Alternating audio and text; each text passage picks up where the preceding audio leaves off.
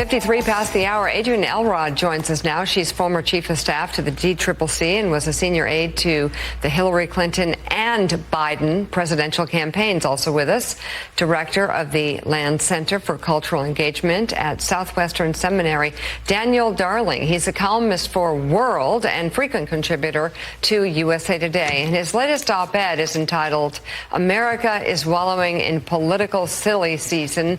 Putin's war in Ukraine should sober us up." And Joe, I think we need to reinforce what we just reported, that President Biden will be doing an address to the nation.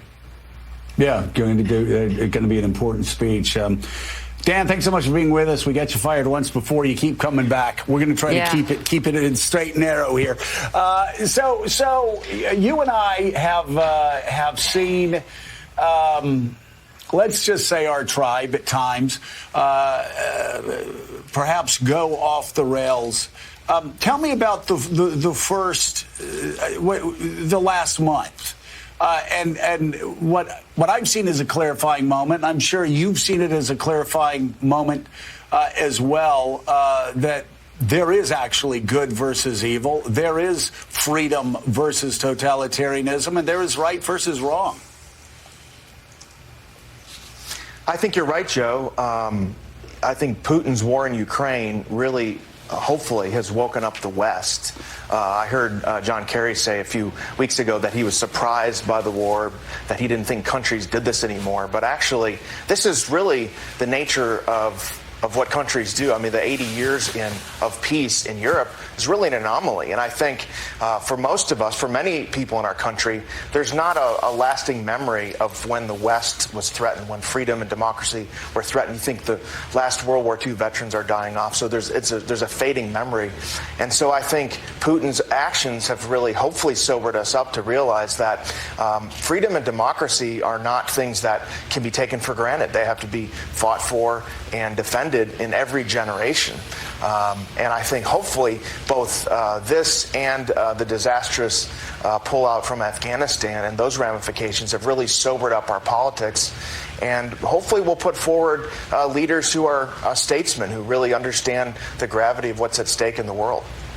So Adrienne Elrod, watching President Biden speaking after the summit yesterday in Brussels on the world stage, you really got a sense of the complexity of this crisis and a little bit of frustration on his part, trying to help people understand that, because it is hard to watch the images coming out of Ukraine. And I think the impulse, the emotional impulse, is to say, do something.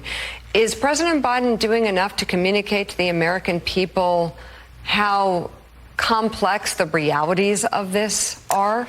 I think he is, Mika, and I think all you have to do is turn on the television or open the newspaper or look on Facebook or your social media accounts to see what is happening as well. So I don't think it's necessarily incumbent on him to always make the case. However, I think he's got to keep talking to the American people, explaining, being very transparent about what we're doing, why we're handling the situation the way that we are. And I think he's done a great job of doing that so far. All right, Willie. So Dan, I share your hope, anyway, that this war will put into perspective some of the silly fights that we've had at home. For example, what a violation of freedom actually looks like. It's not having to wear a mask to protect some people around you in the middle of a pandemic, for example. But do you think it's too much to ask to have political leaders now maybe change their view of the world? It doesn't seem like the sitting ones have much. Well, I think this is should not only sober up the leadership class, but I do think it's sobering up the American people. When I travel around the country and talk to folks, Putin's war in Ukraine has really arrested people's attention, rank and file people across the political divide, left and right. There's a few extreme voices out there that are pro Putin, but for the most part, people are really outraged by this and really nervous and worried about threats to freedom and democracy in the West. And so hopefully our leaders will hear that and see that and lead in a way that's responsible. I think a lot of times we take for granted what we have. And as you said, sometimes things that seem like incursions on freedom and some of the rhetoric we use on the right and left is really not fit for our times. All right, Daniel Darling, as always, Thank you so much for being here, and thank you for your witness to those in your community and around the country. We greatly appreciate it. His books include The Dignity Revolution, A Way with Words, and The Characters of Easter. Mika?